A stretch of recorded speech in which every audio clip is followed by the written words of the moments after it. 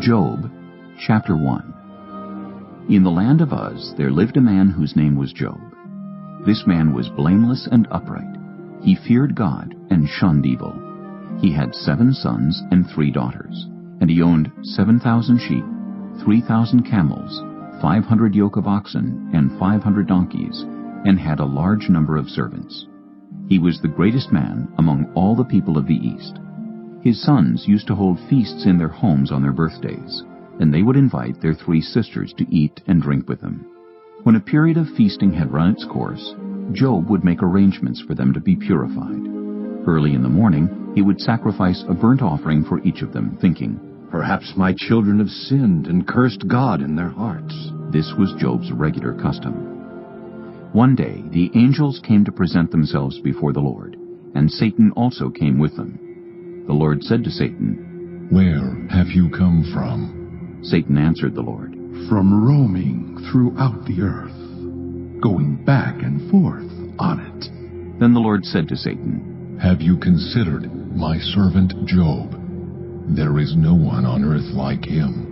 He is blameless and upright, a man who fears God and shuns evil." "Does Job fear God for nothing?" Satan replied, "Have you not put a hedge around him and his household and everything he has? You have blessed the work of his hands, so that his flocks and herds are spread throughout the land. But now stretch out your hand and strike everything he has, and he will surely curse you to your face." The Lord said to Satan, "Very well then. Everything he has is in your power, but on the man himself do not lay a finger." Then Satan went out from the presence of the Lord. One day when Job's sons and daughters were feasting and drinking wine at the oldest brother's house, a messenger came to Job and said, "The oxen were plowing and the donkeys were grazing nearby, and the Sabaeans attacked and made off with them. They put the servants to the sword, and I am the only one who has escaped to tell you." While he was still speaking, another messenger came and said, "The fire of God fell from the heavens and burned up the sheep and the servants, and I am the only one who has escaped to tell you." While he was still speaking, another messenger came and said, "The Chaldeans formed 3 raiding parties and swept down on your camels and made off with them. They put the servants to the sword, and I am the only one who has escaped to tell you." While he was still speaking, yet another messenger came and said, "Your sons and daughters were feasting and drinking wine at the oldest brother's house, when suddenly a mighty wind swept in from the desert and struck the 4 corners of the house. It collapsed on them, and they are dead, and I am the only one who has escaped to tell you." At this, Job got up and tore his robe and shaved his head. Then he fell to the ground in worship and said, "Naked I came from my mother's womb, and naked I will depart. The Lord gave, and the Lord has taken away. May the name of the Lord be praised." In all this, Job did not sin by charging God with wrongdoing. Chapter 2. On another day, the angels came to present themselves before the Lord, and Satan also came with them to present himself before him. And the Lord said to Satan, "Where have you come from?" Satan answered the Lord, "From roaming throughout the earth, going back and forth on it." Then the Lord said to Satan, "Have you considered my servant Job? There is no one on earth like him. He is blameless and upright, a man who fears God and shuns evil, and he still maintains his integrity, though you incited me against him to ruin him without any reason." "Skin for skin," Satan replied. "A man will give all he has for his own life. But now stretch out your hand and strike his flesh and bones, and he will surely curse you to your face." The Lord said to Satan, "Very well then, he is in your hands, but you must spare his life." So Satan went out from the presence of the Lord and afflicted Job with painful sores from the soles of his feet to the crown of his head. Then Job took a piece of broken pottery and scraped himself with it as he sat among the ashes. His wife said to him, "Are you still maintaining your integrity? Curse God and die." He replied, "You are talking like a foolish woman. Shall we accept good from God and not trouble?" In all this, Job did not sin in what he said. When Job's 3 friends, Eliphaz the Temanite, Bildad the Shuhite, and Zophar the Naamathite, heard about all the troubles that had come upon him, they set out from their homes and met together by agreement to go and sympathize with him and comfort him. When they saw him from a distance, they could hardly recognize him. They began to weep aloud, and they tore their robes and sprinkled dust on their heads. Then they sat on the ground with him for 7 days and 7 nights. No one said a word to him, because they saw how great his suffering was. Chapter 3. After this, Job opened his mouth and cursed the day of his birth. He said, "May the day of my birth perish, and the night that said, 'A boy is conceived,' that day may it turn to darkness. May God above not care about it. May no light shine on it. May gloom and utter darkness claim it once more. May a cloud settle over it. May blackness overwhelm it. That night may thick darkness seize it. May it not be included among the days of the year, nor be entered in any of the months. May that night be barren. May no shout of joy be heard in it. May those who curse days curse that day, those who are ready to rouse Leviathan. May its morning stars become dark. May it wait for daylight in vain and not see the first rays of dawn, for it did not shut the doors of the womb on me to hide trouble from my eyes. Why did I not perish at birth and die as I came from the womb? Why were there knees to receive me and breasts that I might be nursed? For now I would be lying down in peace. I would be asleep and at rest with kings and rulers of the earth, who built for themselves places now lying in ruins, with princes who had gold, who filled their houses with silver. Or why was I not hidden away in the ground like a stillborn child, like an infant who never saw the light of day? There the wicked cease from turmoil, and there the weary are at rest. Captives also enjoy their ease. They no longer hear the slave drivers shout. The small and the great are there, and the slaves are freed from their owners. Why is light given to those in misery, and life to the bitter of soul, to those who long for death that does not come, who search for it more than for hidden treasure, who are filled with gladness and rejoice when they reach the grave? Why is life given to a man whose way is hidden, whom God has hedged in? For sighing has become my daily food. My groans pour out like water. What I feared has come upon me. What I dreaded has happened to me. I have no peace, no quietness. I have no rest, but only turmoil. Chapter 4. Then Eliphaz the Temanite replied, If someone ventures a word with you, will you be impatient? But who can keep from speaking? Think how you have instructed many, how you have strengthened feeble hands. Your words have supported those who stumbled. You have strengthened faltering knees. But now trouble comes to you, and you are discouraged. It strikes you, and you are dismayed. Should not your piety be your confidence, and your blameless ways your hope? Consider now, who, being innocent, has ever perished? Where were the upright ever destroyed? As I have observed, those who plow evil and those who sow trouble reap it. At the breath of God they perish. At the blast of his anger they are no more. The lions may roar and growl, yet the teeth of the great lions are broken. The lion perishes for lack of prey, and the cubs of the lioness are scattered. A word was secretly brought to me. My ears caught a whisper of it. Amid disquieting dreams in the night, when deep sleep falls on people, fear and trembling seized me and made all my bones shake. A spirit glided past my face, and the hair on my body stood on end. It stopped, but I could not tell what it was. A form stood before my eyes, and I heard a hushed voice. Can a mortal be more righteous than God? Can even a strong man be more pure than his Maker? If God places no trust in his servants, if he charges his angels with error, how much more those who live in houses of clay, whose foundations are in the dust, who are crushed more readily than a moth? Between dawn and dusk they are broken to pieces, unnoticed. They perish forever. Are not the cords of their tent pulled up so that they die without wisdom? Chapter 5. Call if you will, but who will answer you? To which of the holy ones will you turn?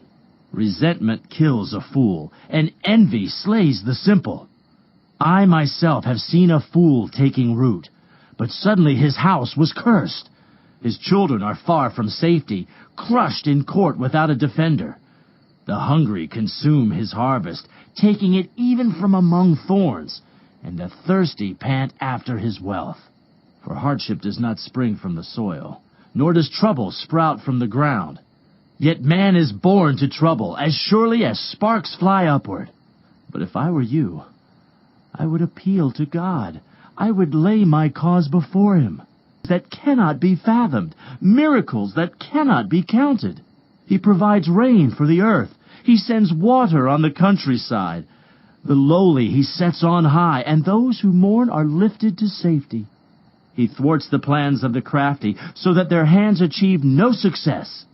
He catches the wise in their craftiness, and the schemes of the wily are swept away. Darkness comes upon them in the daytime. At noon they grope as in the night.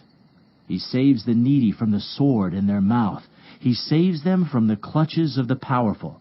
So the poor have hope, and injustice shuts its mouth. Blessed is the one whom God corrects. So do not despise the discipline of the Almighty, for he wounds, but he also binds up. He injures, but his hands also heal. From 6 calamities he will rescue you. In 7 no harm will touch you. In famine he will deliver you from death, and in battle from the stroke of the sword. You will be protected from the lash of the tongue, and need not fear when destruction comes. You will laugh at destruction and famine, and need not fear the wild animals. For you will have a covenant with the stones of the field, and the wild animals will be at peace with you. You will know that your tent is secure. You will take stock of your property and find nothing missing. You will know that your children will be many, and your descendants like the grass of the earth. You will come to the grave in full vigor, like sheaves gathered in season. We have examined this, and it is true. So hear it and apply it to yourself. Chapter 6. Then Job replied, If only my anguish could be weighed and all my misery be placed on the scales, it would surely outweigh the sand of the seas. No wonder my words have been impetuous. The arrows of the Almighty are in me. My spirit drinks in their poison. God's terrors are marshaled against me. Does a wild donkey bray when it has grass, or an ox bellow when it has fodder? Is tasteless food eaten without salt, or is there flavor in the sap of the mallow? I refuse to touch it. Such food makes me ill. Oh, that I might have my request, that God would grant what I hope for, that God would be willing to crush me, to let loose his hand and cut off my life. Then I would still have this consolation, my joy in unrelenting pain, that I had not denied the words of the Holy One. What strength do I have, that I should still hope? What prospects that I should be patient? Do I have the strength of stone? Is my flesh bronze? Do I have any power to help myself now that success has been driven from me? Anyone who withholds kindness from a friend forsakes the fear of the Almighty. But my brothers are as undependable as intermittent streams, as the streams that overflow when darkened by thawing ice and swollen with melting snow, but that stop flowing in the dry season, and in the heat vanish from their channels. Caravans turn aside from their routes. They go off into the wasteland and perish. The caravans of Tema look for water. The traveling merchants of Sheba look in hope. They are distressed because they had been confident. They arrived there only to be disappointed. Now you too have proved to be of no help. You see something dreadful and are afraid. Have I ever said, give something on my behalf? Pay a ransom for me from your wealth? Deliver me from the hand of the enemy? Rescue me from the clutches of the ruthless? Teach me, and I will be quiet. Show me where I have been wrong.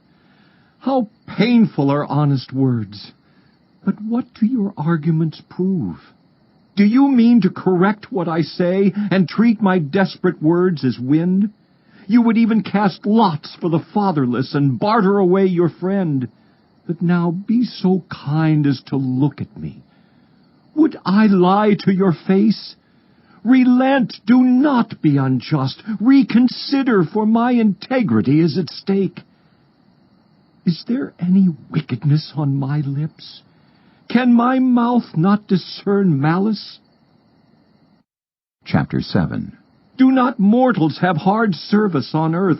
Are not their days like those of hired laborers? Like a slave longing for the evening shadows, or a hired laborer waiting to be paid? So I have been allotted months of futility, and nights of misery have been assigned to me. When I lie down, I think, how long before I get up? The night drags on, and I toss and turn until dawn.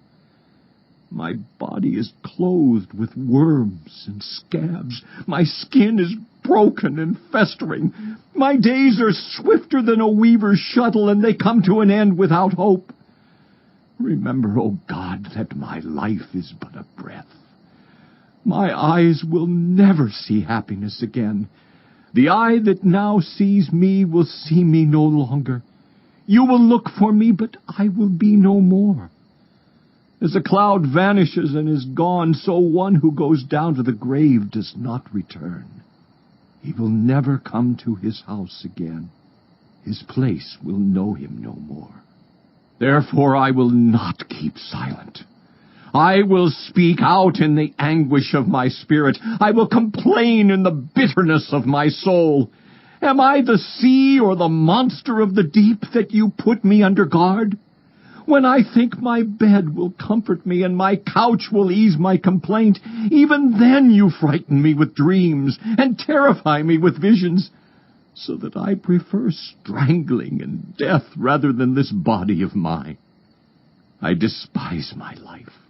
I would not live forever. Let me alone. My days have no meaning.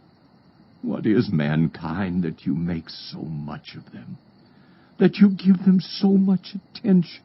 That you examine them every morning and test them every moment? Will you never look away from me or let me alone even for an instant?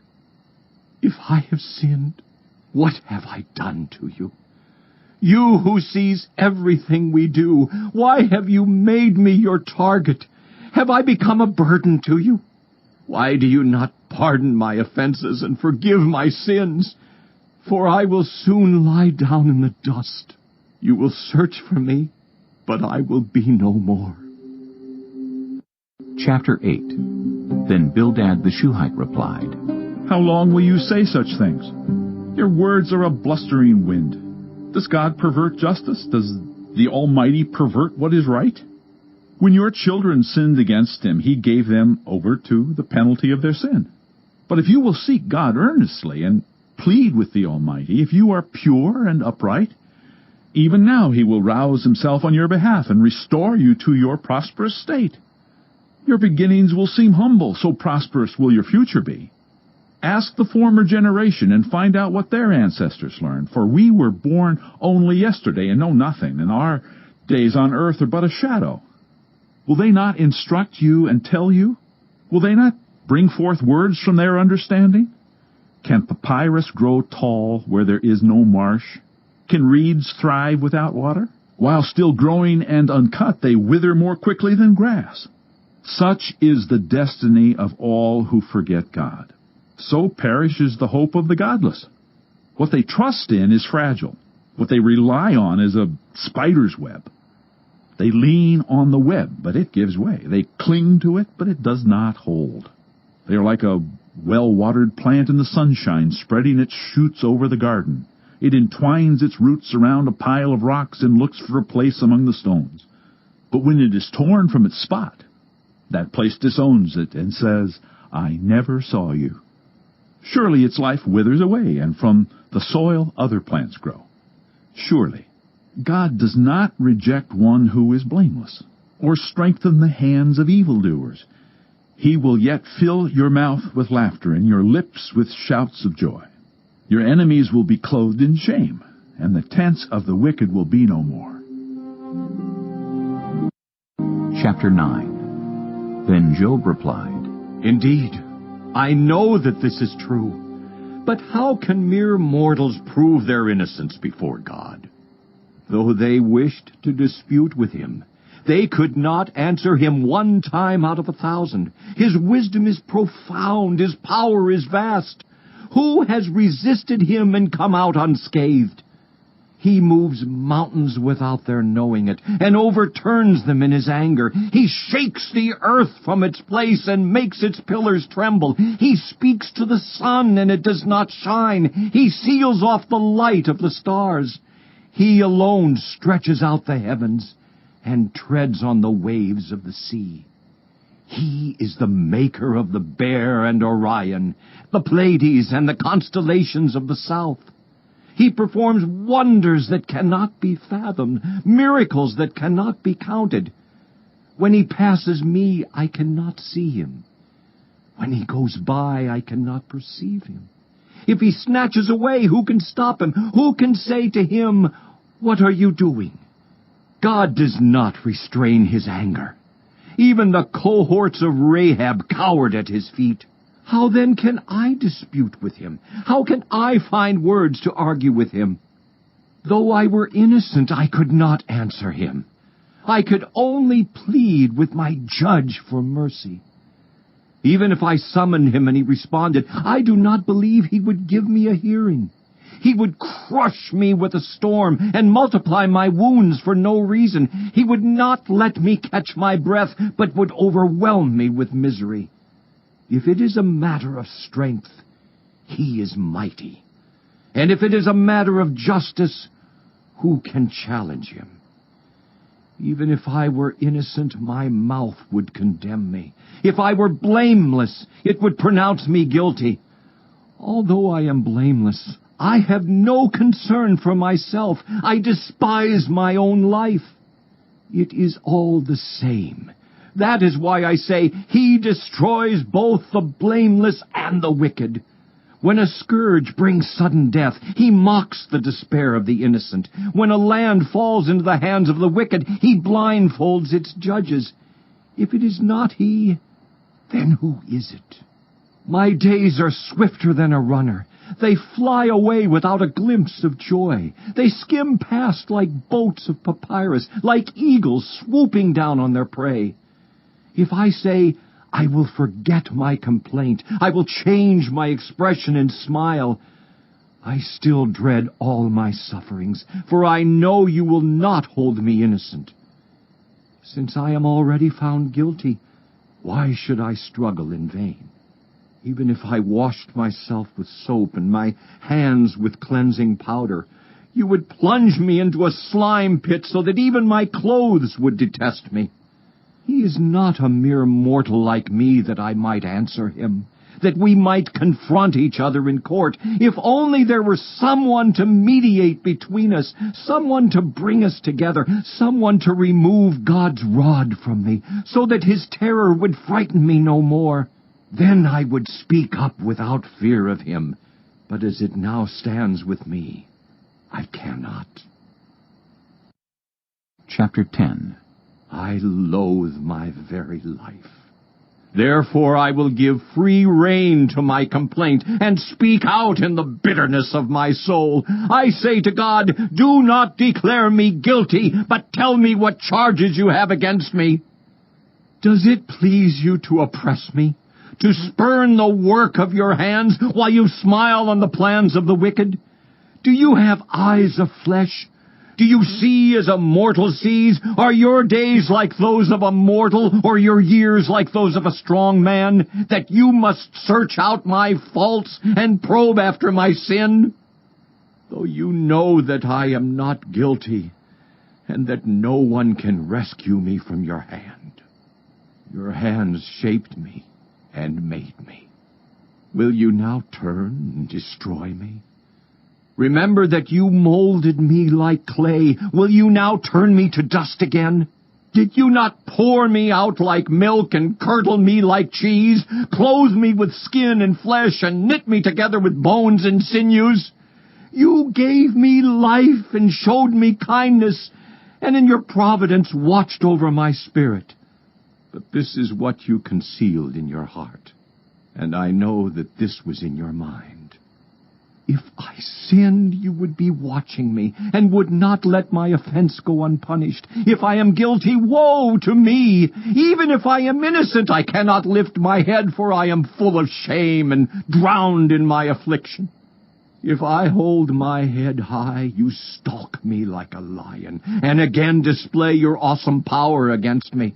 You bring new witnesses against me, and increase your anger toward me. Your forces come against me wave upon wave. Why then did you bring me out of the womb? I wish I had died before any eye saw me. If only I had never come into being, or had been carried straight from the womb to the grave. Are not my few days almost over?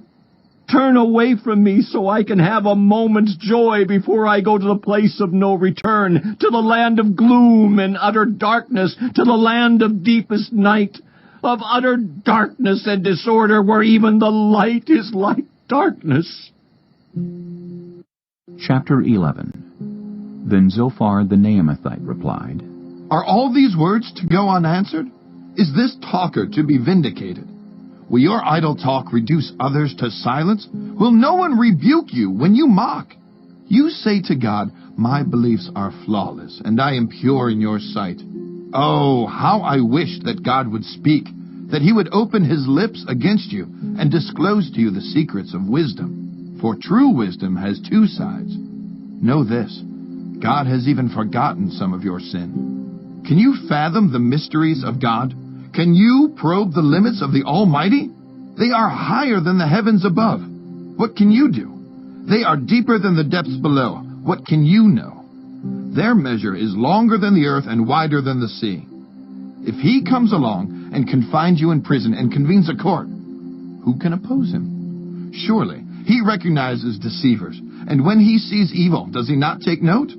But the witless can no more become wise than a wild donkey's colt can be born human. Yet, if you devote your heart to him and stretch out your hands to him, if you put away the sin that is in your hand and allow no evil to dwell in your tent, then, free of fault, you will lift up your face, you will stand firm and without fear. You will surely forget your trouble, recalling it only as waters gone by. Life will be brighter than noonday, and darkness will become like morning. You will be secure because there is hope. You will look about you and take your rest in safety. You will lie down, with no one to make you afraid, and many will court your favor. But the eyes of the wicked will fail, and escape will elude them. Their hope will become a dying gasp. Chapter 12.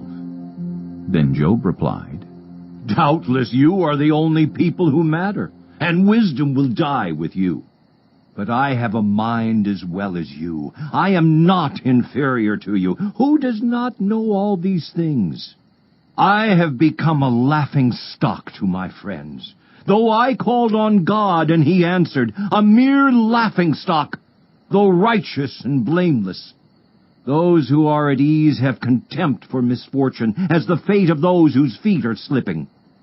The tents of marauders are undisturbed, and those who provoke God are secure. Those God has in his hand.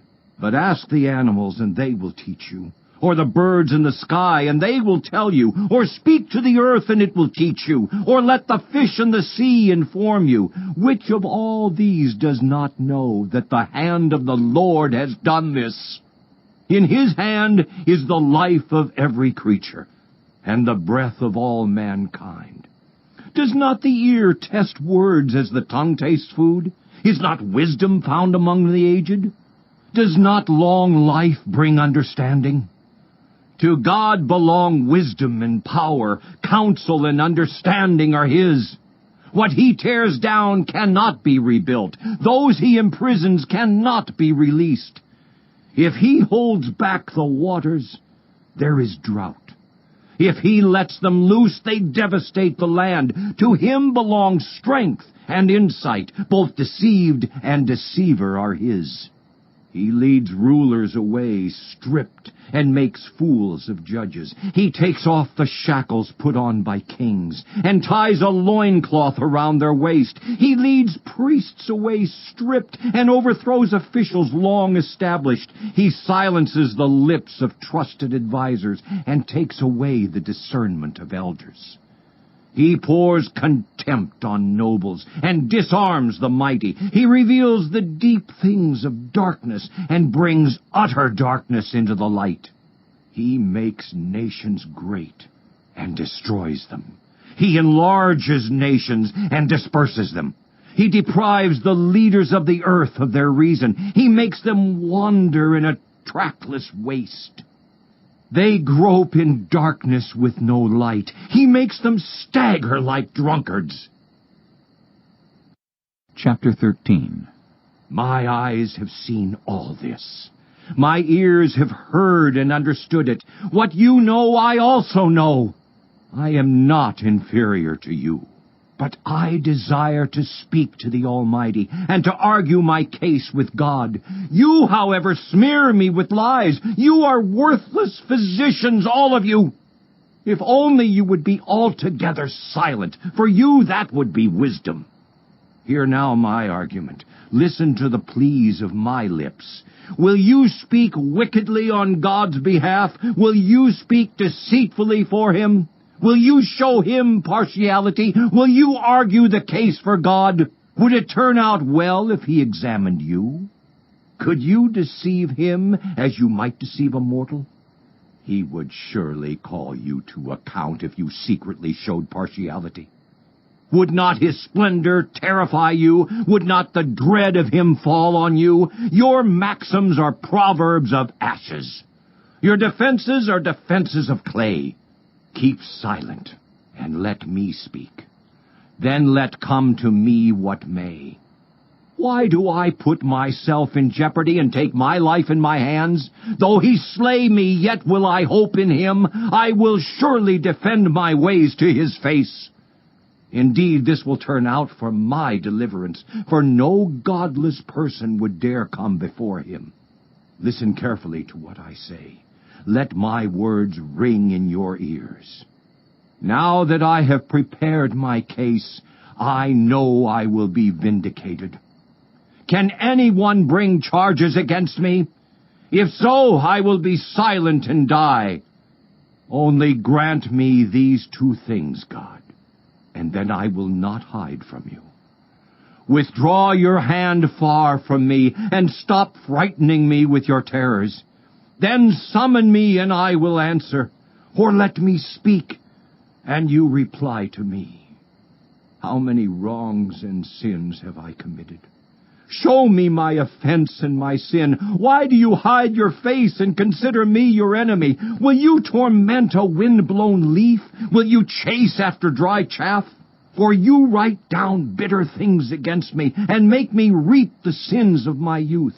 You fasten my feet in shackles. You keep close watch on all my paths by putting marks on the soles of my feet.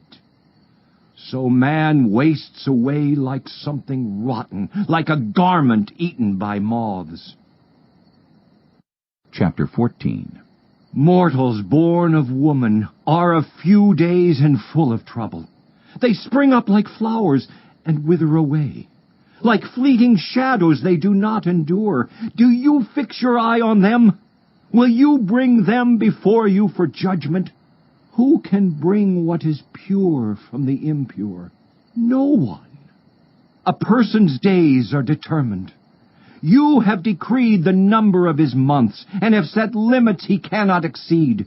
So look away from him and let him alone, till he has put in his time like a hired laborer. At least there is hope for a tree.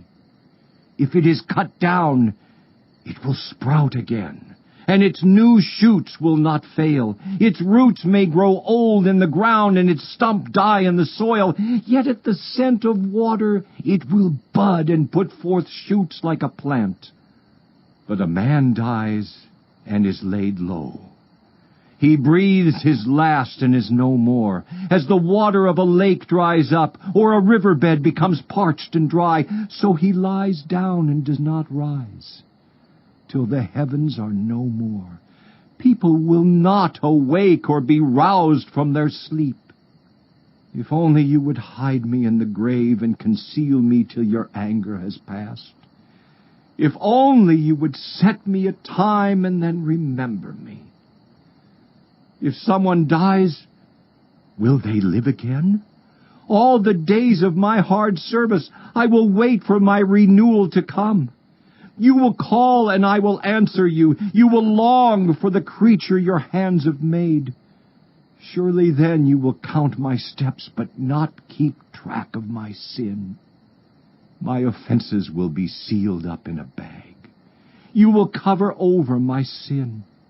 But as a mountain erodes and crumbles, and as a rock is moved from its place, as water wears away stones and torrents wash away the soil, so you destroy a person's hope. You overpower them once for all, and they are gone. You change their countenance and send them away. If their children are honored, they do not know it. If their offspring are brought low, they do not see it. They feel but the pain of their own bodies and mourn only for themselves. Chapter 15. Then Eliphaz the Temanite replied, Would a wise person answer with empty notions, or fill their belly with the hot east wind? Would they argue with useless words, with speeches that have no value? But you even undermine piety and hinder devotion to God. Your sin prompts your mouth. You adopt the tongue of the crafty. Your own mouth condemns you, not mine. Your own lips testify against you. Are you the first man ever born? Were you brought forth before the hills? Do you listen in on God's counsel? Do you have a monopoly on wisdom? What do you know that we do not know? What insights do you have that we do not have? The gray-haired and the aged are on our side, men even older than your father. Are God's consolations not enough for you? Words spoken gently to you? Why has your heart carried you away? And why do your eyes flash so that you vent your rage against God and pour out such words from your mouth? What are mortals that they could be pure, or those born of woman that they could be righteous? If God places no trust in his holy ones, if even the heavens are not pure in his eyes, how much less mortals, who are vile and corrupt, who drink up evil like water? Listen to me, and I will explain to you. Let me tell you what I have seen, what the wise have declared, hiding nothing received from their ancestors, to whom alone the land was given when no foreigners moved among them. All his days the wicked man suffers torment, the ruthless man through all the years stored up for him. Terrifying sounds fill his ears. When all seems well, marauders attack him. He despairs of escaping the realm of darkness. He is marked for the sword. He wanders about for food like a vulture. He knows the day of darkness is at hand. Distress and anguish fill him with terror. Troubles overwhelm him like a king poised to attack. Because he shakes his fist at God and vaunts himself against the Almighty, defiantly charging against him with a thick, strong shield. Though his face is covered with fat and his waist bulges with flesh, he will inhabit ruined towns and houses where no one lives, houses crumbling to rubble. He will no longer be rich, and his wealth will not endure, nor will his possessions spread over the land.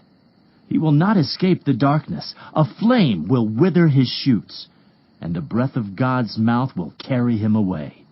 Let him not deceive himself by trusting what is worthless, for he will get nothing in return. Before his time he will wither, and his branches will not flourish. He will be like a vine stripped of its unripe grapes, like an olive tree shedding its blossoms. For the company of the godless will be barren, and fire will consume the tents of those who love bribes. They conceive trouble and give birth to evil. Their womb fashions deceit.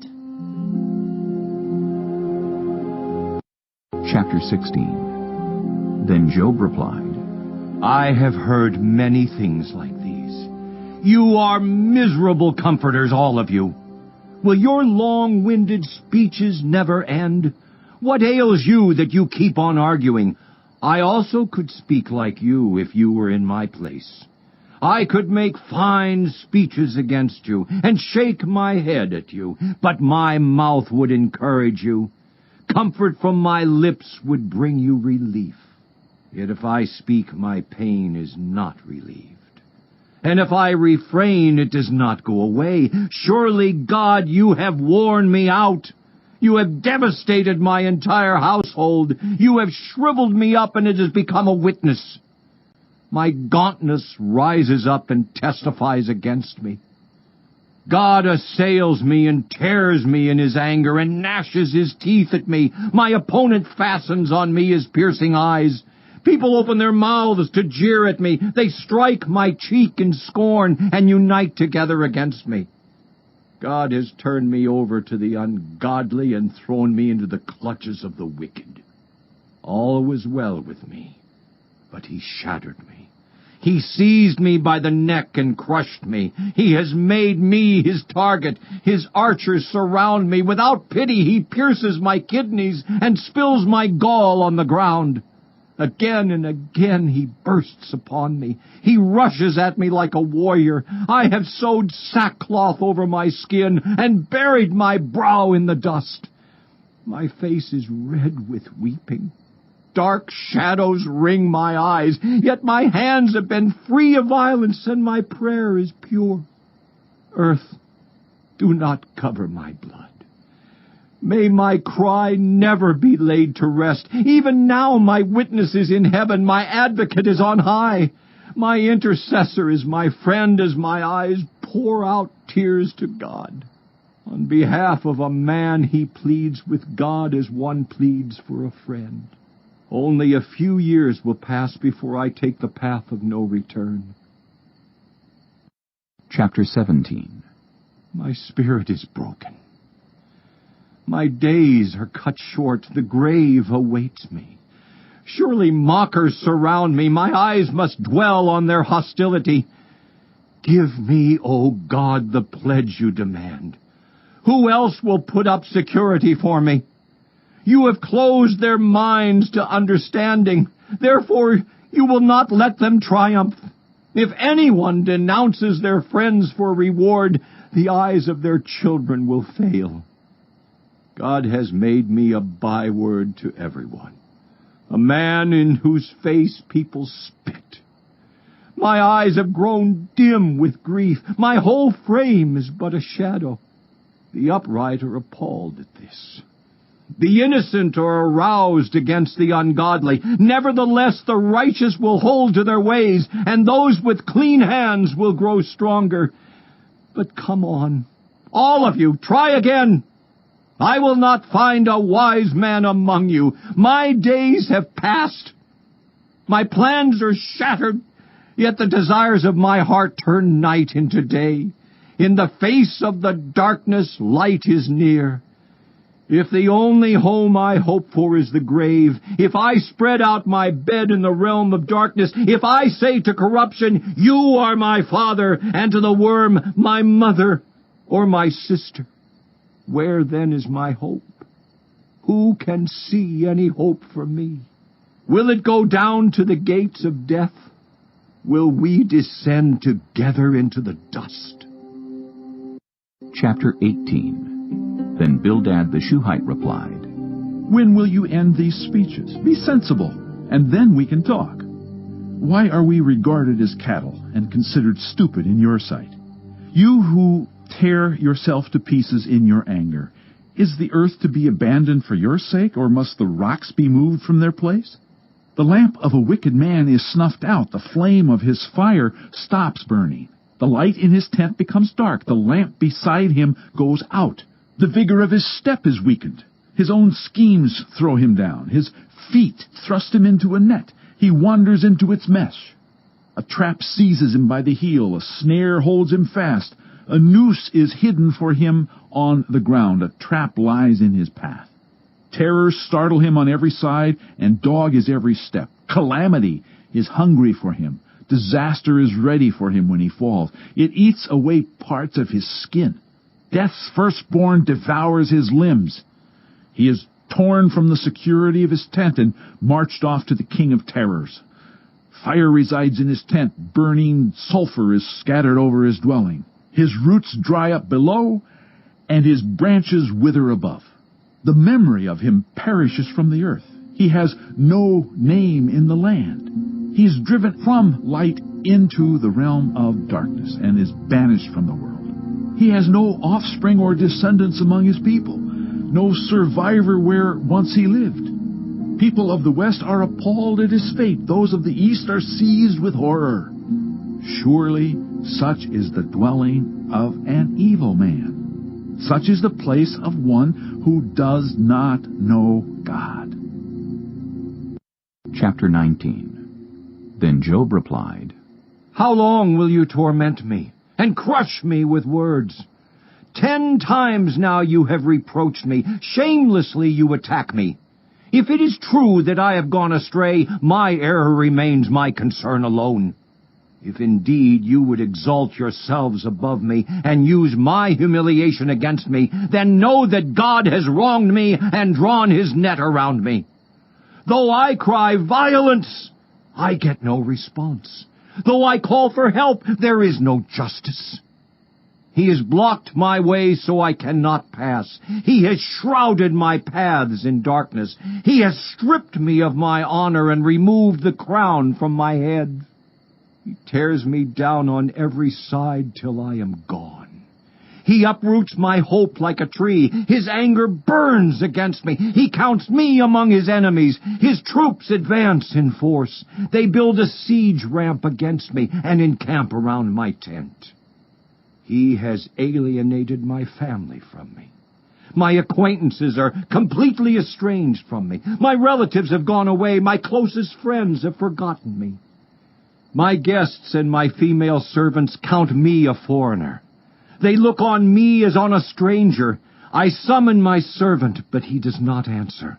Though I beg him with my own mouth, my breath is offensive to my wife. I am loathsome to my own family. Even the little boys scorn me when I appear. They ridicule me.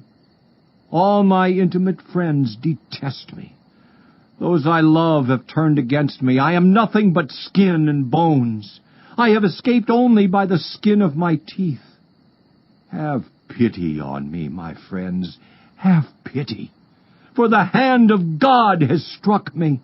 Why do you pursue me as God does? Will you never get enough of my flesh?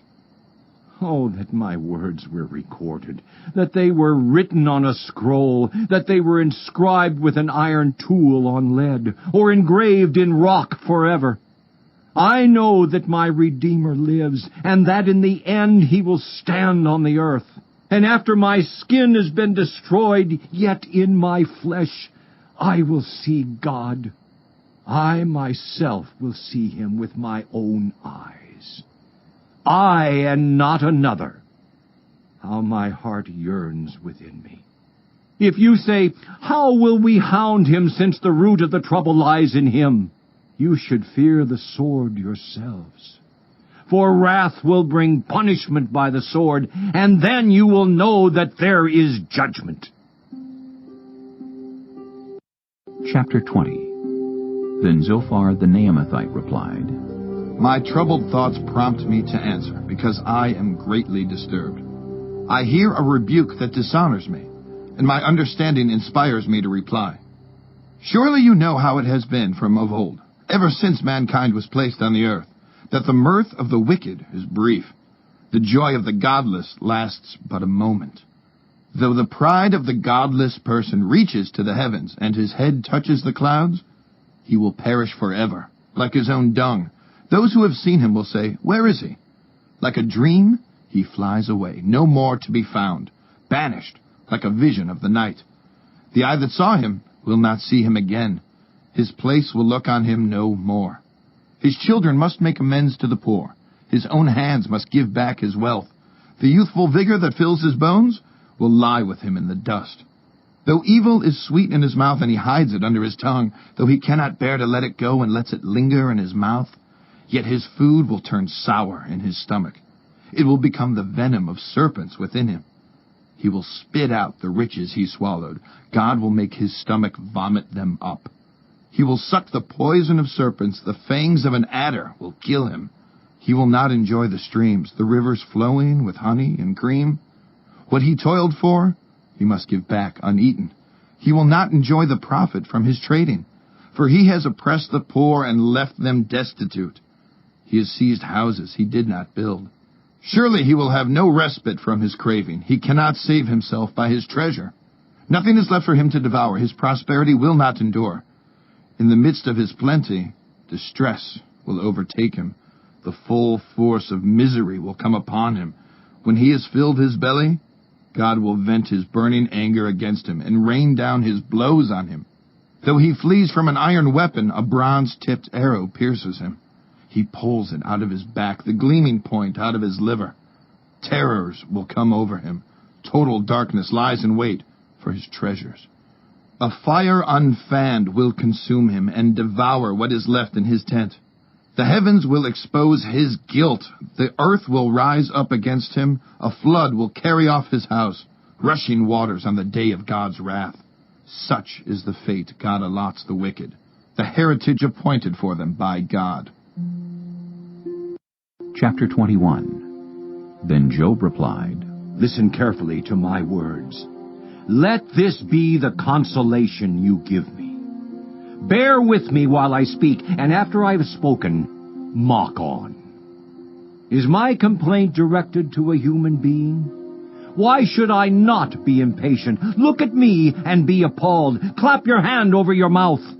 When I think about this, I am terrified. Trembling seizes my body. Why do the wicked live on, growing old and increasing in power? They see their children established around them, their offspring before their eyes. Their homes are safe and free from fear. The rod of God is not on them. Their bulls never fail to breed. Their cows calve and do not miscarry. They send forth their children as a flock. Their little ones dance about. They sing to the music of timbrel and lyre. They make merry to the sound of the pipe. They spend their years in prosperity and go down to the grave in peace. Yet they say to God, Leave us alone. We have no desire to know your ways. Who is the Almighty that we should serve him? What would we gain by praying to him? But their prosperity is not in their own hands. So I stand aloof from the plans of the wicked. Yet how often is the lamp of the wicked snuffed out? How often does calamity come upon them, the fate God allots in his anger? How often are they like straw before the wind, like chaff swept away by a gale? It is said, God stores up the punishment of the wicked for their children. Let him repay the wicked so that they themselves will experience it. Let their own eyes see their destruction. Let them drink the cup of the wrath of the Almighty. For what do they care about the families they leave behind when their allotted months come to an end? Can anyone teach knowledge to God, since he judges even the highest? One person dies in full vigor, completely secure and at ease, well-nourished in body, bones rich with marrow. Another dies in bitterness of soul, never having enjoyed anything good. Side by side they lie in the dust, and worms cover them both. I know full well what you are thinking. the schemes by which you would wrong me. You say, "Where now is the house of the great, the tents where the wicked lived?" Have you never questioned those who travel? Have you paid no regard to their accounts, that the wicked are spared from the day of calamity, that they are delivered from the day of wrath? Who denounces their conduct to their face? Who repays them for what they have done? They are carried to the grave, and watch is kept over their tombs. The soil in the valley is sweet to them. Everyone follows after them, and a countless throng goes before them. So how can you console me with your nonsense? Nothing is left of your answers but falsehood. Chapter 22. Then Eliphaz the Temanite replied, Can a man be of benefit to God? Can even a wise person benefit him? What pleasure would it give the Almighty if you were righteous? What would he gain if your ways were blameless? Is it for your piety that he rebukes you and brings charges against you? Is not your wickedness great? Are not your sins endless? You demanded security from your relatives for no reason. You stripped people of their clothing, leaving them naked. You gave no water to the weary, and you withheld food from the hungry. Though you were a powerful man owning land, an honored man living on it. And you sent widows away empty-handed and broke the strength of the fatherless. That is why snares are all around you, why sudden peril terrifies you, why it is so dark you cannot see, and why a flood of water covers you. Is not God in the heights of heaven? And see how lofty are the highest stars. Yet you say, What does God know? Does he judge through such darkness? Thick clouds veil him, so he does not see us as he goes about in the vaulted heavens. Will you keep to the old path that the wicked have trod? They were carried off before their time, their foundations washed away by a flood. They said to God, Leave us alone! What can the Almighty do to us? Yet it was he who filled their houses with good things, so I stand aloof from the plans of the wicked. The righteous see their ruin and rejoice. The innocent mock them, saying, Surely our foes are destroyed, and fire devours their wealth.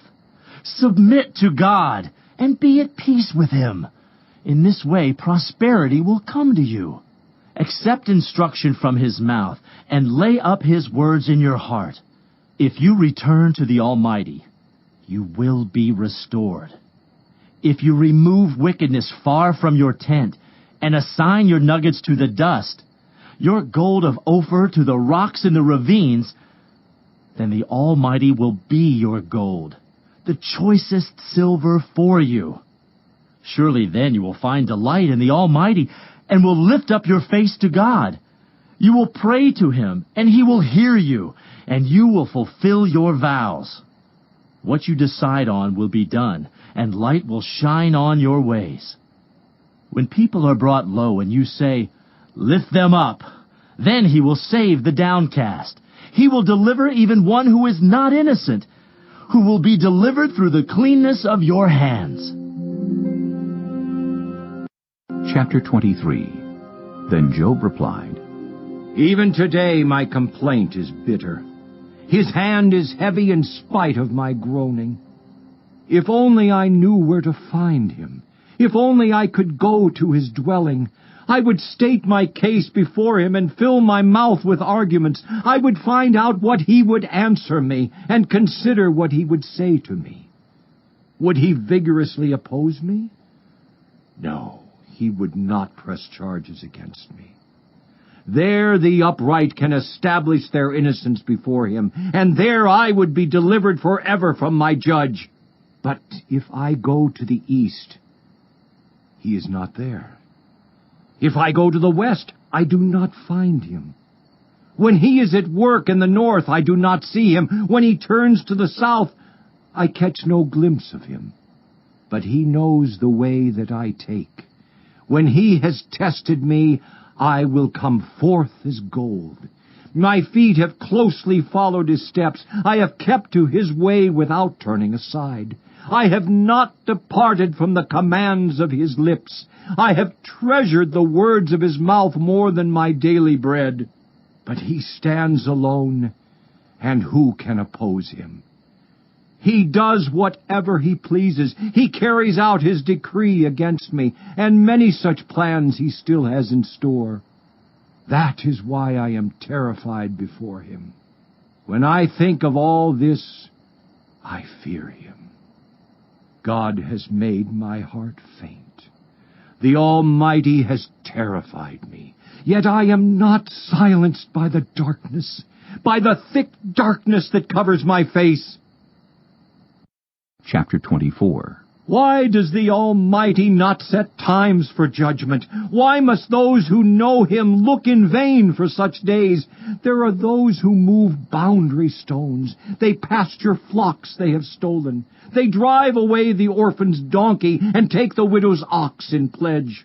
They thrust the needy from the path and force all the poor of the land into hiding. Like wild donkeys in the desert, the poor go about their labor of foraging food. The wasteland provides food for their children. They gather fodder in the fields and glean in the vineyards of the wicked.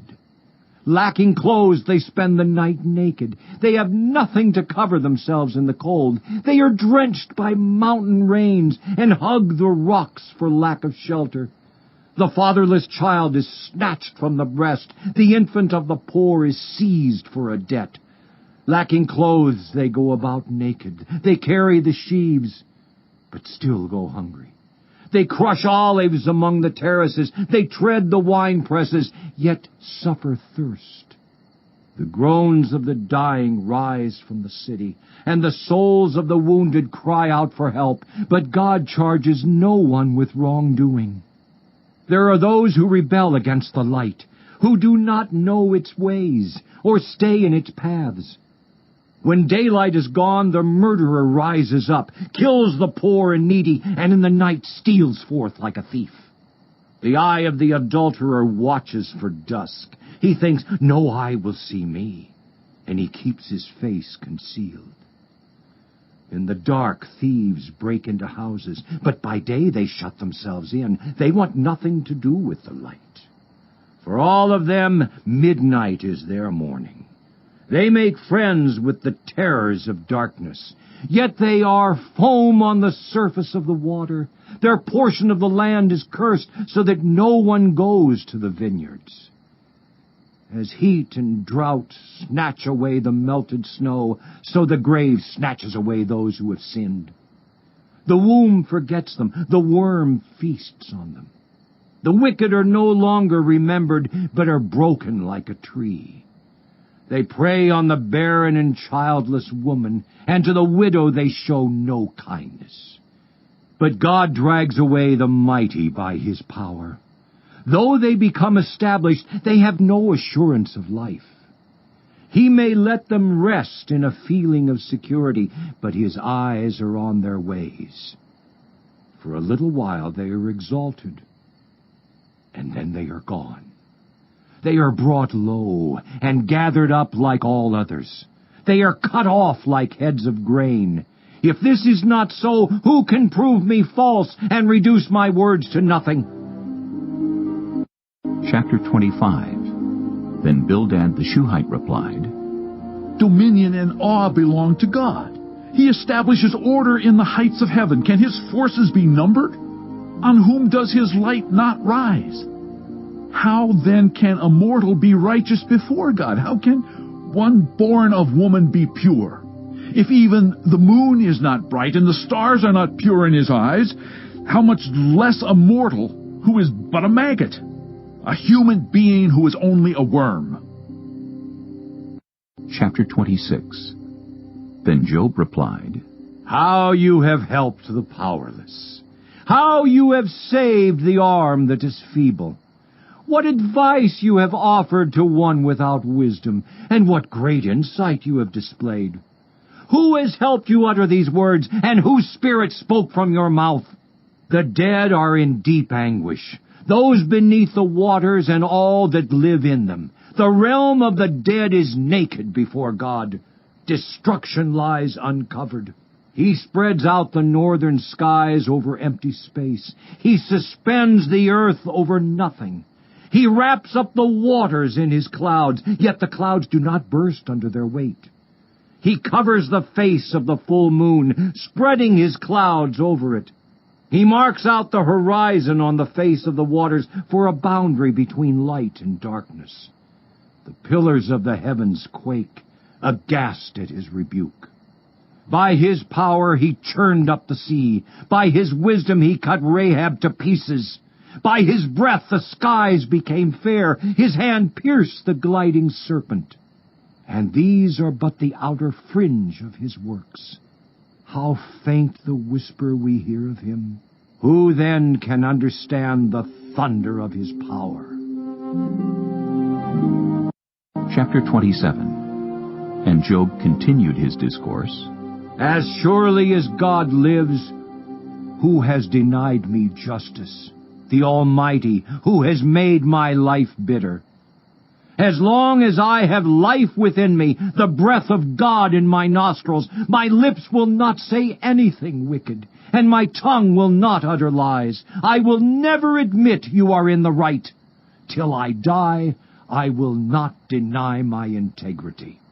I will maintain my innocence and never let go of it. My conscience will not reproach me as long as I live. May my enemy be like the wicked, my adversary like the unjust. For what hope have the godless when they are cut off, when God takes away their life? Does God listen to their cry when distress comes upon them? Will they find delight in the Almighty? Will they call on God at all times? I will teach you about the power of God. The ways of the Almighty I will not conceal. You have all seen this yourselves. Why then this meaningless talk? Here is the fate God allots to the wicked, the heritage a ruthless man receives from the Almighty. However many his children, their fate is the sword. His offspring will never have enough to eat. The plague will bury those who survive him, and their widows will not weep for them. Though he heaps up silver like dust, and clothes like piles of clay, what he lays up the righteous will wear, and the innocent will divide his silver. The house he builds is like a moth's cocoon, like a hut made by a watchman. He lies down wealthy, but will do so no more. When he opens his eyes, all is gone. Terrors overtake him like a flood. A tempest snatches him away in the night. The east wind carries him off, and he is gone. It sweeps him out of his place. It hurls itself against him without mercy as he flees headlong from its power. It claps its hands in derision and hisses him out of his place. Chapter 28. There is a mine for silver, and a place where gold is refined.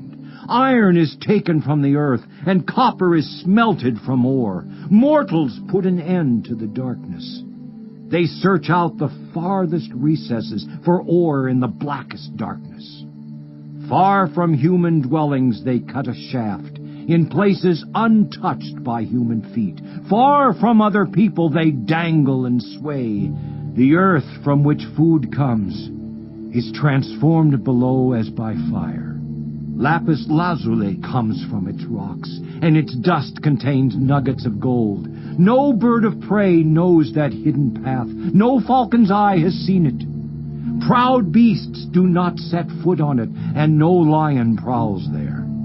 People assault the flinty rock with their hands, and lay bare the roots of the mountains. They tunnel through the rock. Their eyes see all its treasures. They search the sources of the rivers and bring hidden things to light. But where can wisdom be found? Where does understanding dwell? No mortal comprehends its worth. It cannot be found in the land of the living. The deep says, "It is not in me." The sea says, "It is not with me." It cannot be bought with the finest gold, nor can its price be weighed out in silver. It cannot be bought with the gold of Ophir, with precious onyx or lapis lazuli. Neither gold nor crystal can compare with it, nor can it be had for jewels of gold. Coral and jasper are not worthy of mention. The price of wisdom is beyond rubies. The topaz of Cush cannot compare with it. It cannot be bought with pure gold. Where then does wisdom come from? Where does understanding dwell? It is hidden from the eyes of every living thing, concealed even from the birds in the sky. Destruction and death say, only a rumor of it has reached our ears. God understands the way to it, and He alone knows where it dwells. For He views the ends of the earth and sees everything under the heavens. When He established the force of the wind and measured out the waters, when He made a decree for the rain and a path for the thunderstorm, then He looked at wisdom and appraised it. He confirmed it and tested it.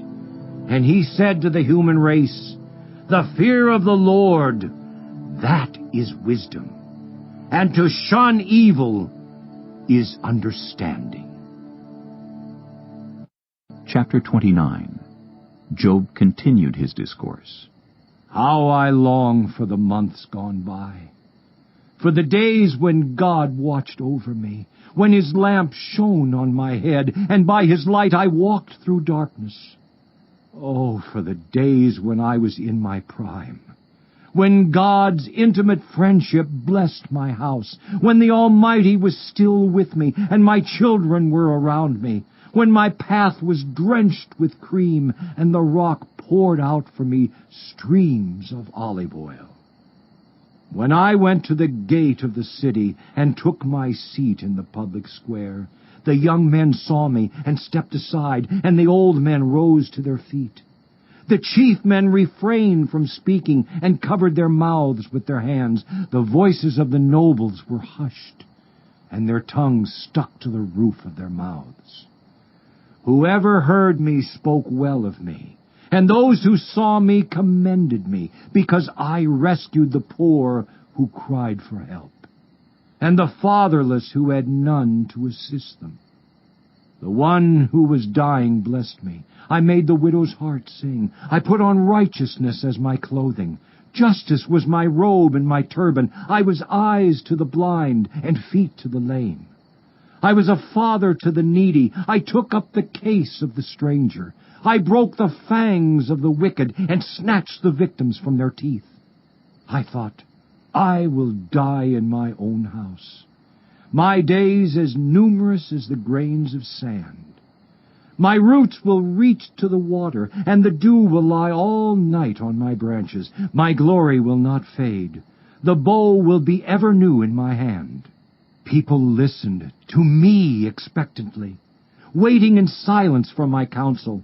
After I had spoken, they spoke no more. My words fell gently on their ears.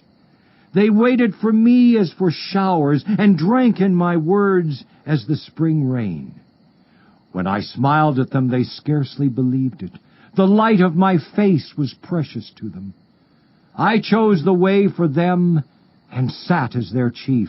I dwelt as a king among his troops. I was like one who comforts mourners.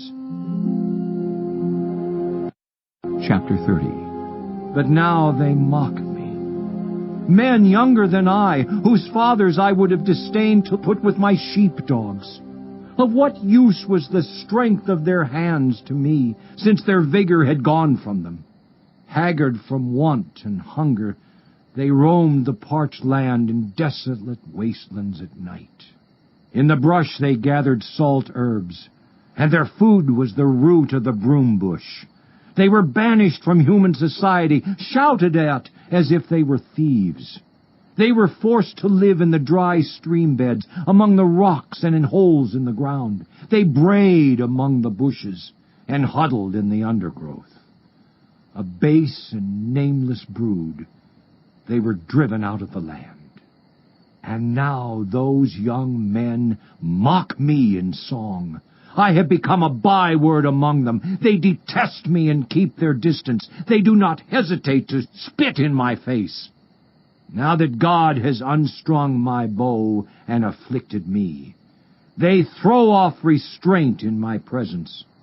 On my right the tribe attacks. They lay snares for my feet. They build their siege ramps against me. They break up my road. They succeed in destroying me.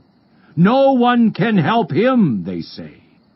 They advance as through a gaping breach. Amid the ruins they come rolling in. Terrors overwhelm me. My dignity is driven away as by the wind. My safety vanishes like a cloud. And now my life ebbs away. Days of suffering grip me. Night pierces my bones. My gnawing pains never rest. In His great power, God becomes like clothing to me. He binds me like the neck of my garment. He throws me into the mud, and I am reduced to dust and ashes. I cry out to you, God, but you do not answer. I stand up, but you merely look at me. You turn on me ruthlessly. With the might of your hand you attack me. You snatch me up and drive me before the wind. You toss me about in the storm. I know you will bring me down to death, to the place appointed for all the living. Surely no one lays a hand on a broken man when he cries for help in his distress. Have I not wept for those in trouble? Has not my soul grieved for the poor? Yet when I hoped for good, evil came. When I looked for light, then came darkness. The churning inside me never stops. Days of suffering confront me. I go about blackened, but not by the sun. I stand up in the assembly and cry for help. I have become a brother of jackals, a companion of owls. My skin grows black and peels. My body burns with fever. My lyre is tuned to mourning, and my pipe to the sound of wailing.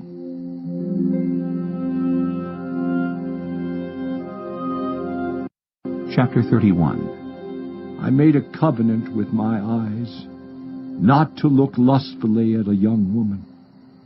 For what is our lot from God above, our heritage from the Almighty on high? Is it not ruin for the wicked, disaster for those who do wrong? Does He not see my ways and count my every step? If I have walked with falsehood, or my foot has hurried after deceit, let God weigh me in honest scales, and He will know that I am blameless. If my steps have turned from the path, if my heart has been led by my eyes, or if my hands have been defiled, then may others eat what I have sown, and may my crops be uprooted. If my heart has been enticed by a woman, or if I have lurked at my neighbor's door, then may my wife grind another man's grain, and may other men sleep with her. For that would have been wicked, a sin to be judged. It is a fire that burns to destruction. It would have uprooted my harvest. If I have denied justice to any of my servants, whether male or female, when they had a grievance against me, what will I do when God confronts me? What will I answer when called to account? Did not He who made me in the womb make them? Did not the same one form us both within our mothers? If I have denied the desires of the poor, or let the eyes of the widow grow weary, if I have kept my bread to myself, not sharing it with the fatherless, but from my youth I reared them as a father would, and from my birth I guided the widow. If I have seen anyone perishing for lack of clothing, or the needy without garments, and their hearts did not bless me for warming them with the fleece from my sheep, if I have raised my hand against the fatherless, knowing that I had influence in court, then let my arm fall from the shoulder. Let it be broken off at the joint. For I dreaded destruction from God, and for fear of His splendor I could not do such things. If I have put my trust in gold, or said to pure gold, You are my security, if I have rejoiced over my great wealth, the fortune my hands had gained, if I have regarded the sun in its radiance, or the moon moving in splendor, so that my heart was secretly enticed, and my hand offered them a kiss of homage, then these also would be sins to be judged, for I would have been unfaithful to God on high. If I have rejoiced at my enemy's misfortune, or gloated over the trouble that came to him, I have not allowed my mouth to sin by invoking a curse against their life. If those of my household have never said, "Who has not been filled with Job's meat?" But no stranger had to spend the night in the street, for my door was always open to the traveler. If I have concealed my sin as people do, by hiding my guilt in my heart, because I so feared the crowd and so dreaded the contempt of the clans that I kept silent and would not go outside. Oh, that I had someone to hear me. I sign now my defense. Let the Almighty answer me. Let my accuser put his indictment in writing. Surely I would wear it on my shoulder. I would put it on like a crown. I would give him an account of my every step. I would present it to him as to a ruler. If my land cries out against me, and all its furrows are wet with tears, if I have devoured its yield without payment, or broken the spirit of its tenants, then let briars come up instead of wheat, and stinkweed instead of barley. The words of Job are ended. Chapter 32. So these three men stopped answering Job, because he was righteous in his own eyes. But Elihu, son of Barachel the Buzite, of the family of Ram, became very angry with Job for justifying himself rather than God. He was also angry with the three friends, because they had found no way to refute Job, and yet had condemned him. Now Elihu had waited before speaking to Job, because they were older than he. But when he saw that the three men had nothing more to say, his anger was aroused. So Elihu, son of Barachel the Buzite, said, I am young in years, and you are old. That is why I was fearful, not daring to tell you what I know. I thought, age should speak. Advanced years should teach wisdom. But it is the spirit in a person, the breath of the Almighty, that gives them understanding. It is not only the old who are wise, not only the aged who understand what is right. Therefore I say, listen to me. I too will tell you what I know. I waited while you spoke. I listened to your reasoning while you were searching for words. I gave you my full attention. But not one of you has proved Job wrong. None of you has answered his arguments. Do not say, we have found wisdom. Let God, not a man, refute him. But Job has not marshaled his words against me, and I will not answer him with your arguments. They are dismayed and have no more to say. Words have failed them. Must I wait, now that they are silent, now that they stand there with no reply? I too will have my say. I too will tell what I know. For I am full of words, and the spirit within me compels me. Inside, I am like bottled up wine, like new wineskins ready to burst. I must speak and find relief. I must open my lips and reply. I will show no partiality, nor will I flatter anyone. For if I were skilled in flattery, my Maker would soon take me away. Chapter 33. But now, Job, listen to my words. Pay attention to everything I say. I am about to open my mouth. My words are on the tip of my tongue. My words come from an upright heart. My lips sincerely speak what I know. The Spirit of God has made me. The breath of the Almighty gives me life. Answer me then if you can. Stand up and argue your case before me. I am the same as you in God's sight. I too am a piece of clay. No fear of me should alarm you, nor should my hand be heavy on you. But you have said in my hearing, I heard the very words, I am pure, I have done no wrong, I am clean and free from sin, yet God has found fault with me. He considers me his enemy. He fastens my feet in shackles. He keeps close watch on all my paths. But I tell you, in this you are not right. For God is greater than any mortal. Why do you complain to him that he responds to no one's words?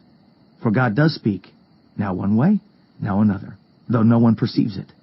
In a dream, in a vision of the night, when deep sleep falls on people as they slumber in their beds, he may speak in their ears and terrify them with warnings, to turn them from wrongdoing and keep them from pride, to preserve them from the pit, their lives from perishing by the sword. Or someone may be chastened on a bed of pain, with constant distress in their bones, so that their body finds food repulsive and their soul loathes the choicest meal. Their flesh wastes away to nothing, and their bones, once hidden, now stick out. They draw near to the pit, and their life to the messengers of death.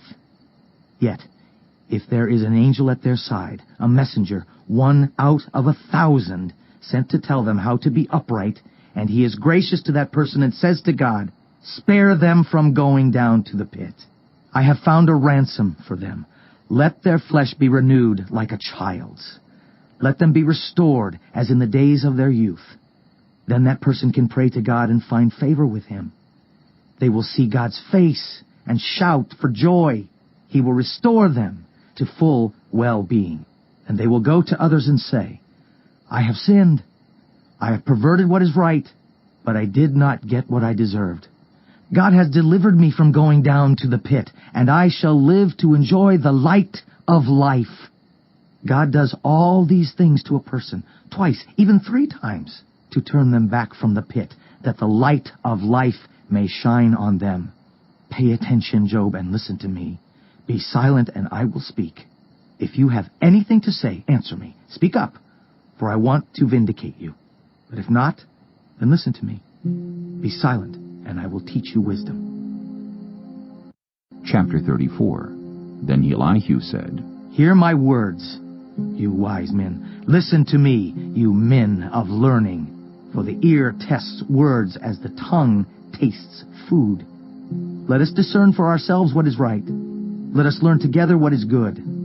Job says, "I am innocent, but God denies me justice. Although I am right, I am considered a liar. Although I am guiltless, his arrow inflicts an incurable wound." Is there anyone like Job, who drinks scorn like water? He keeps company with evildoers. He associates with the wicked. For he says, "There is no profit in trying to please God." So listen to me, you men of understanding. Far be it from God to do evil, from the Almighty to do wrong. He repays everyone for what they have done. He brings on them what their conduct deserves. It is unthinkable that God would do wrong, that the Almighty would pervert justice. Who appointed him over the earth? Who put him in charge of the whole world? If it were his intention, and he withdrew his spirit and breath, all humanity would perish together, and mankind would return to the dust. If you have understanding, hear this. Listen to what I say. Can someone who hates justice govern? Will you condemn the just and mighty one? Is he not the one who says to kings, "You are worthless," and to nobles, "You are wicked," who shows no partiality to princes and does not favor the rich over the poor? For they are all the work of his hands. They die in an instant, in the middle of the night. The people are shaken and they pass away. The mighty are removed without human hand. His eyes are on the ways of mortals. He sees their every step. There is no deep shadow, no utter darkness where evildoers can hide. God has no need to examine people further, that they should come before him for judgment. Without inquiry, he shatters the mighty and sets up others in their place. Because he takes note of their deeds, he overthrows them in the night, and they are crushed.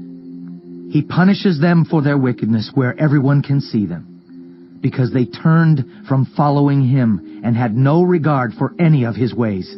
They caused the cry of the poor to come before him, so that he heard the cry of the needy. But if he remains silent, who can condemn him? If he hides his face, who can see him? Yet he is over individual and nation alike, to keep the godless from ruling, from laying snares for the people. Suppose someone says to God, "I am guilty, but will offend no more. Teach me what I cannot see. If I have done wrong, I will not do so again." Should God then reward you on your terms when you refuse to repent? You must decide, not I. So tell me what you know. Men of understanding, declare. Wise men who hear me, say to me. Job speaks without knowledge. His words lack insight. Oh, that Job might be tested to the utmost for answering like a wicked man. To his sin he adds rebellion. Scornfully he claps his hands among us and multiplies his words against God. Chapter 35. Then Elihu said, Do you think this is just? You say, I am in the right, not God. Yet you ask him, what profit is it to me, and what do I gain by not sinning? I would like to reply to you, and to your friends with you. Look up at the heavens and see. Gaze at the clouds so high above you. If you sin, how does that affect him? If your sins are many, what does that do to him? If you are righteous, what do you give to him? Or what does he receive from your hand? Your wickedness only affects humans like yourself, and your righteousness only other people. People cry out under a load of oppression. They plead for relief from the arm of the powerful. But no one says, Where is God my Maker, who gives songs in the night, who teaches us more than he teaches the beasts of the earth, and makes us wiser than the birds in the sky? He does not answer when people cry out, because of the arrogance of the wicked. Indeed, God does not listen to their empty plea. The Almighty pays no attention to it. How much less, then, will he listen when you say that you do not see him, that your case is before him, and you must wait for him, and further, that his anger never punishes, and he does not take the least notice of wickedness? So Job opens his mouth with empty talk. Without knowledge he multiplies words. Chapter 36.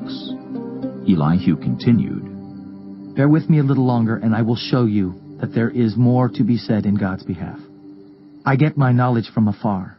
I will ascribe justice to my Maker. Be assured that my words are not false. One who has perfect knowledge is with you. God is mighty, but despises no one. He is mighty and firm in his purpose. He does not keep the wicked alive, but gives the afflicted their rights. He does not take his eyes off the righteous. He enthrones them with kings and exalts them forever. But if people are bound in chains, held fast by cords of affliction, he tells them what they have done, that they have sinned arrogantly. He makes them listen to correction and commands them to repent of their evil. If they obey and serve him, they will spend the rest of their days in prosperity and their years in contentment. But if they do not listen, they will perish by the sword and die without knowledge. The godless in heart harbor resentment. Even when he fetters them, they do not cry for help. They die in their youth among male prostitutes of the shrines. But those who suffer he delivers in their suffering. He speaks to them in their affliction. He is wooing you from the jaws of distress to a spacious place free from restriction, to the comfort of your table, laden with choice food. But now you are laden with the judgment due the wicked. Judgment and justice have taken hold of you. Be careful that no one entices you by riches. Do not let a large bribe turn you aside. Would your wealth or even all your mighty efforts sustain you so you would not be in distress? Do not long for the night to drag people away from their homes. Beware of turning to evil, which you seem to prefer to affliction. God is exalted in his power. Who is a teacher like him?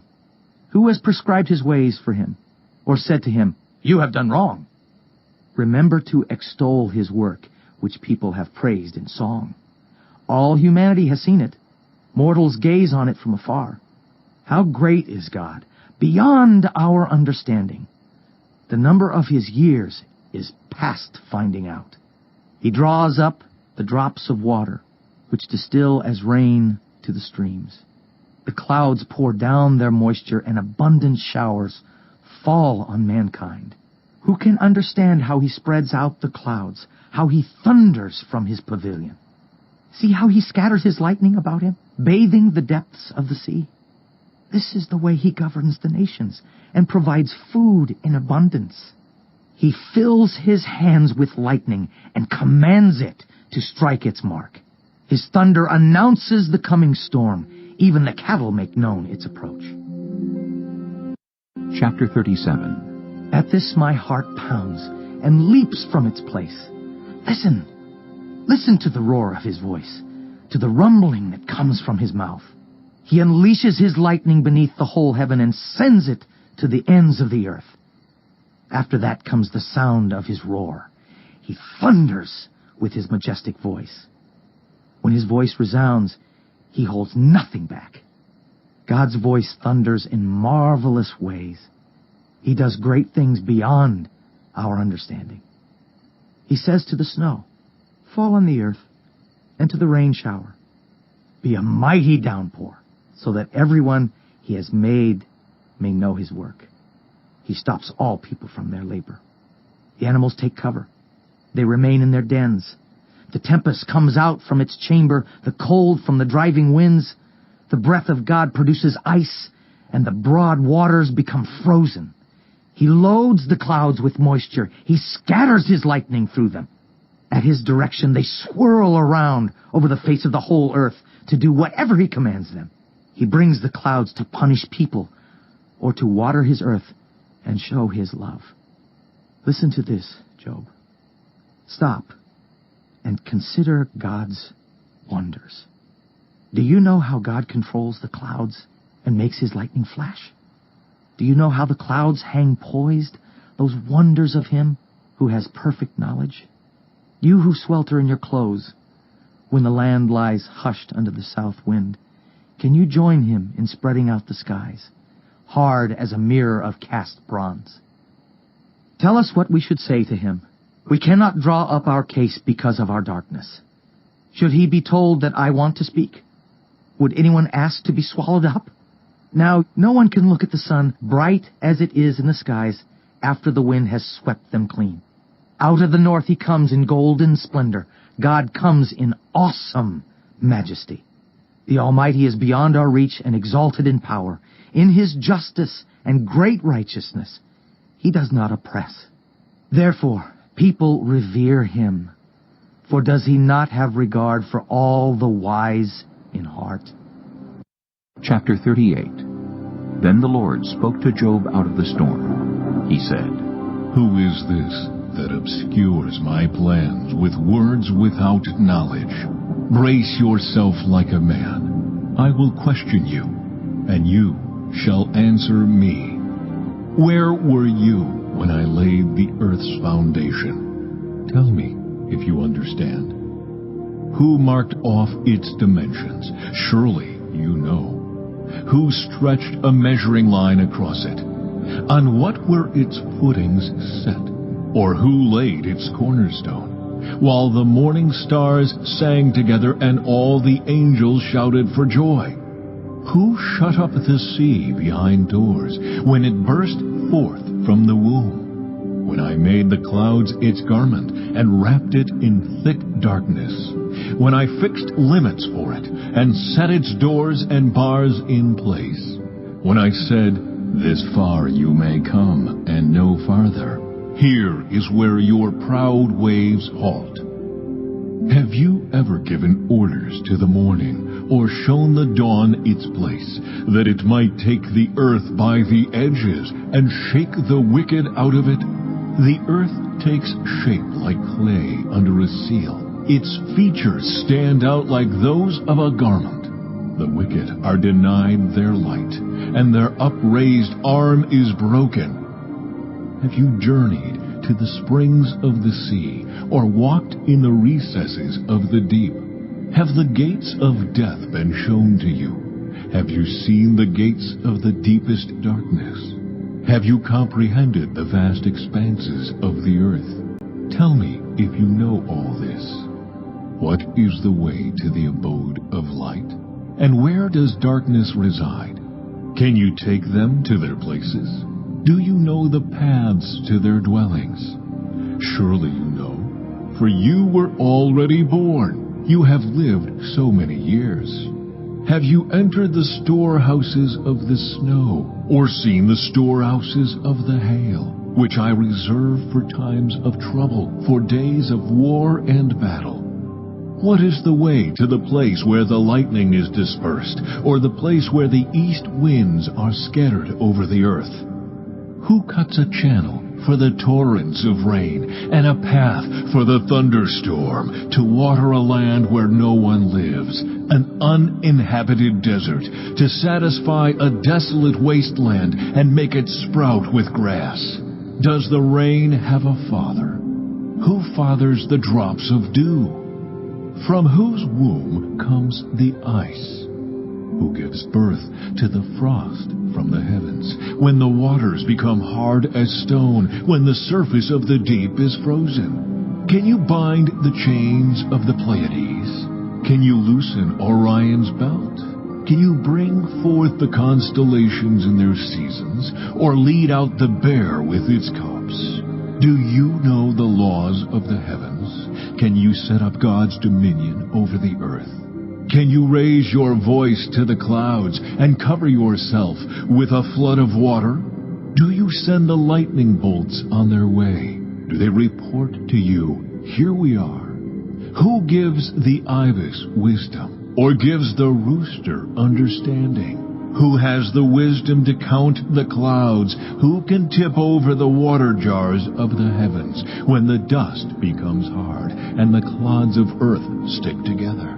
Do you hunt the prey for the lioness and satisfy the hunger of the lions when they crouch in their dens or lie in wait in a thicket?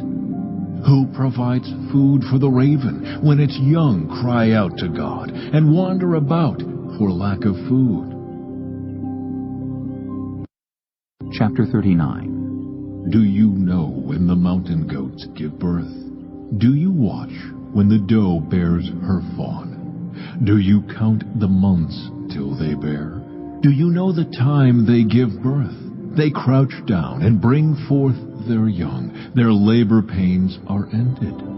Their young thrive and grow strong in the wilds. They leave and do not return. Who let the wild donkey go free? Who untied its ropes? I gave it the wasteland as its home, the salt flats as its habitat. It laughs at the commotion in the town. It does not hear a driver's shout. It ranges the hills for its pasture and searches for any green thing. Will the wild ox consent to serve you? Will it stay by your manger at night? Can you hold it to the furrow with a harness? Will it till the valleys behind you? Will you rely on it for its great strength? Will you leave your heavy work to it? Can you trust it to haul in your grain and bring it to your threshing floor? The wings of the ostrich flap joyfully, though they cannot compare with the wings and feathers of the stork. She lays her eggs on the ground and lets them warm in the sand, unmindful that a foot may crush them, that some wild animal may trample them. She treats her young harshly, as if they were not hers. She cares not that her labor was in vain, for God did not endow her with wisdom, or give her a share of good sense. Yet when she spreads her feathers to run, she laughs at horse and rider. Do you give the horse its strength, or clothe its neck with a flowing mane? Do you make it leap like a locust, striking terror with its proud snorting? It paws fiercely, rejoicing in its strength, and charges into the fray. It laughs at fear, afraid of nothing. It does not shy away from the sword. The quiver rattles against its side, along with the flashing spear and lance. In frenzied excitement, it eats up the ground. It cannot stand still when the trumpet sounds. At the blast of the trumpet it snorts, aha! It catches the scent of battle from afar, the shout of commanders and the battle cry. Does the hawk take flight by your wisdom and spread its wings toward the south? Does the eagle soar at your command and build its nest on high? It dwells on a cliff and stays there at night. A rocky crag is its stronghold. From there it looks for food, its eyes detect it from afar. Its young ones feast on blood, and where the slain are, there it is. Chapter 40. The Lord said to Job, Will the one who contends with the Almighty correct him? Let him who accuses God answer him. Then Job answered the Lord, I am unworthy. How can I reply to you? I put my hand over my mouth. I spoke once, but I have no answer. Twice, but I will say no more. Then the Lord spoke to Job out of the storm. Brace yourself like a man. I will question you, and you shall answer me. Would you discredit my justice? Would you condemn me to justify yourself? Do you have an arm like God's, and can your voice thunder like His? Then adorn yourself with glory and splendor, and clothe yourself in honor and majesty. Unleash the fury of your wrath. Look at all who are proud and bring them low. Look at all who are proud and humble them. Crush the wicked where they stand. Bury them all in the dust together. Shroud their faces in the grave. Then I myself will admit to you that your own right hand can save you. Look at Behemoth, which I made along with you, and which feeds on grass like an ox. What strength it has in its loins, what power in the muscles of its belly. Its tail sways like a cedar, the sinews of its thighs are close-knit, its bones are tubes of bronze, its limbs like rods of iron. It ranks first among the works of God, yet its maker can approach it with his sword. The hills bring it their produce, and all the wild animals play nearby. Under the lotus plants it lies, hidden among the reeds in the marsh. The lotuses conceal it in their shadow. The poplars by the stream surround it. A raging river does not alarm it. It is secure, though the Jordan should surge against its mouth. Can anyone capture it by the eyes, or trap it and pierce its nose? Chapter 41. Can you pull in Leviathan with a fishhook, or tie down its tongue with a rope? Can you put a cord through its nose, or pierce its jaw with a hook? Will it keep begging you for mercy? Will it speak to you with gentle words? Will it make an agreement with you for you to take it as your slave for life? Can you make a pet of it like a bird, or put it on a leash for the young women in your house? Will traders barter for it? Will they divide it up among the merchants? Can you fill its hide with harpoons, or its head with fishing spears? If you lay a hand on it, you will remember the struggle and never do it again. Any hope of subduing it is false. The mere sight of it is overpowering. No one is fierce enough to rouse it. Who then is able to stand against me? Who has a claim against me that I must pay? Everything under heaven belongs to me. I will not fail to speak of Leviathan's limbs, its strength and its graceful form. Who can strip off its outer coat? Who can penetrate its double coat of armor? Who dares open the doors of its mouth, ringed about with fearsome teeth? Its back has rows of shields, tightly sealed together. Each is so close to the next that no air can pass between. They are joined fast to one another. They cling together and cannot be parted. Its snorting throws out flashes of light. Its eyes are like the rays of dawn. Flames stream from its mouth. Sparks of fire shoot out. Smoke pours from its nostrils as from a boiling pot over burning reeds. Its breath sets coals ablaze, and flames dart from its mouth. Strength resides in its neck. Dismay goes before it. The folds of its flesh are tightly joined. They are firm and immovable. Its chest is hard as rock, hard as a lower millstone. When it rises up, the mighty are terrified. They retreat before its thrashing. The sword that reaches it has no effect, nor does the spear, or the dart, or the javelin. Iron it treats like straw, and bronze like rotten wood. Arrows do not make it flee. Sling stones are like chaff to it. A club seems to it but a piece of straw. It laughs at the rattling of the lance. Its undersides are jagged potsherds, leaving a trail in the mud like a threshing sledge. It makes the depths churn like a boiling cauldron, and stirs up the sea like a pot of ointment. It leaves a glistening wake behind it. One would think the deep had white hair. Nothing on earth is its equal, a creature without fear. It looks down on all that are haughty.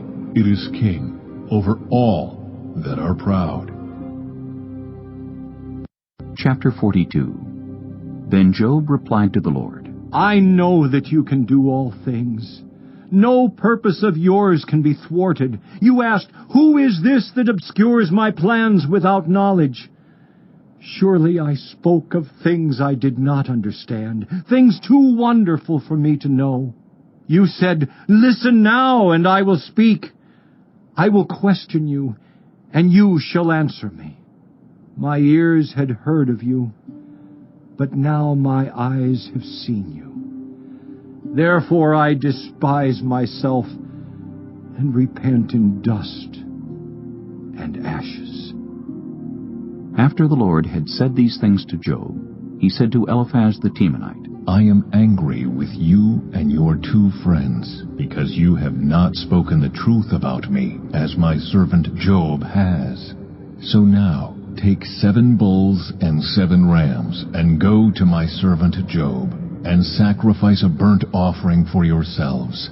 My servant Job will pray for you, and I will accept his prayer and not deal with you according to your folly.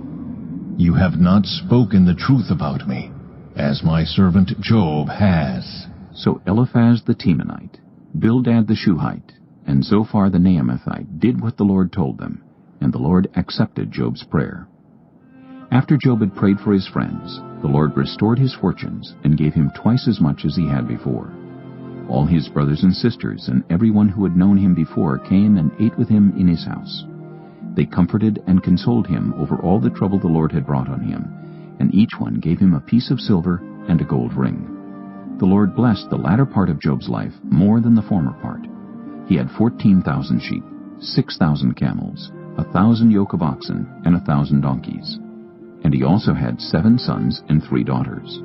The first daughter he named Jemimah, the second Keziah, and the third Keren-Happuch. Nowhere in all the land were there found women as beautiful as Job's daughters, and their father granted them an inheritance along with their brothers. After this, Job lived 140 years.